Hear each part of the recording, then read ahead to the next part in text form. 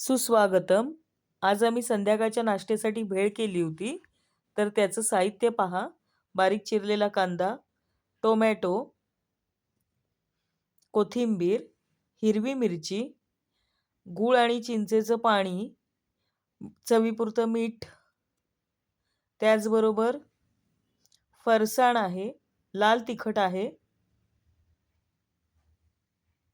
फरसाण घेतलेलं आहे आणि चुरमुरे घेतलेले आहेत. तर आता हे सगळं एक करूया. सर्वप्रथम कांदा, टोमॅटो, कोथिंबीर, ओली मिरची ह्यांमध्ये चुरमुरे घालून घेऊया, फरसाण घालून घेऊया. त्यानंतर हे सर्व काही चिंचेचं पाणी म्हणजे चिंच आणि गुळाचं पाणी घालून एक करूया. यामध्ये मी मटकीची उसळ होती दुपारची ती घातली होती. मीठ घातलं, तिखट घातलं. त्यानंतर चिंचेचं म्हणजे चिंच गुळाचं पाणी घालून अशा प्रकारे मिक्स केलेली आहे. ही माझ्या मिस्टरांनी बनवलेली भेळ आहे.